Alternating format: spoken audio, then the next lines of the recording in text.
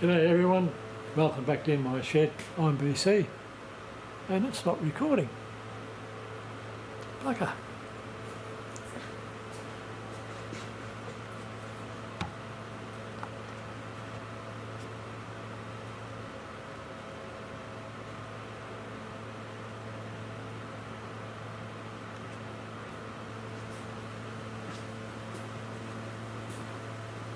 G'day everyone, welcome back to In My Shed. I'm BC. This is part of moving out or get on your bike. Got the 4 big machines in the shed which I showed in the last episode, but a few interesting items for you, and I'll show you that we've lined the machines up and we're getting the shed a little bit further in order. Okay, I've got a couple of exhibits here, as you might say. This is one of the bars that I've moved a lot of machines with in the past, and these riggers did a banana job on it. I don't know how, they used to sling on the machine instead, but it must have been one hell of a lift. Okay, this is one of the load skates that we're using to move the machines about. I put 2 under the heavy end, 1 under the light end, just steer it with a shifter on the flange here. I only move it about a foot at a time before I check the skates. They tend to steer wherever they want to, and there's a couple of reasons for that. On this particular lot of older skates, there's no teeth or grip at all under the machine, so it allows it to slide wherever it's comfortable, and I didn't have any thin plywood to make up little slippers to put on there, which is what I would have liked. So you just have to be a little bit careful. This borer I brought in about 5 metres, radial drill in 2.5, and I did a 90-degree turn with the radial arm, so I'll show you in a minute. The tool I'm using is this beautiful machine moving bar. It's made in Western Australia by a firm called Money Products. They've got 2, they've got a 25 and a 38mm bar. Being a bloody hero, I bought the heavy one, and I mean heavy, it's about 30 kilos. And I was after better rigidity on the goat head end on it, and I don't think that's necessary at all. That'll be the phone reg.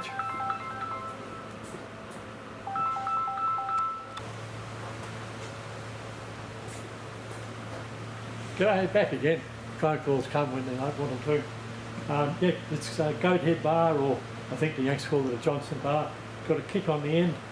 I think I paid about $180 for that, probably some 6 or 7 years ago, and it has been fantastic. It's got a chisel point, so that can get you up under the base of machines.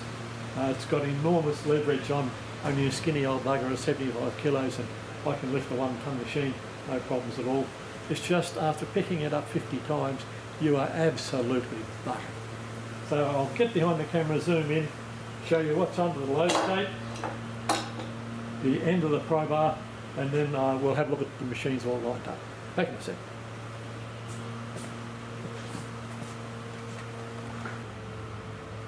For those that are interested, that's what the bottom of a load skate looks like. You've got to keep them reasonably clean, and you must sweep the floor.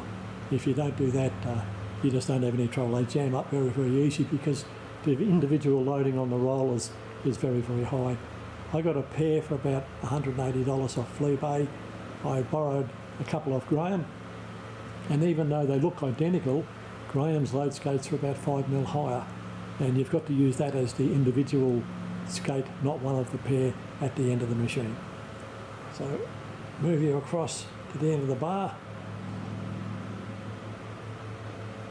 Now that's the end that gives you enormous leverage.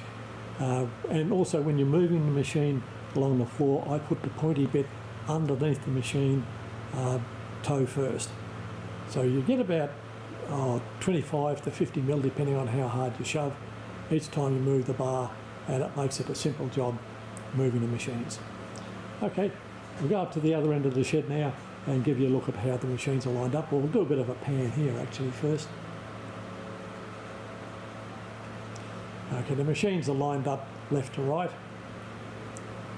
with the horizontal borer here laid over behind it.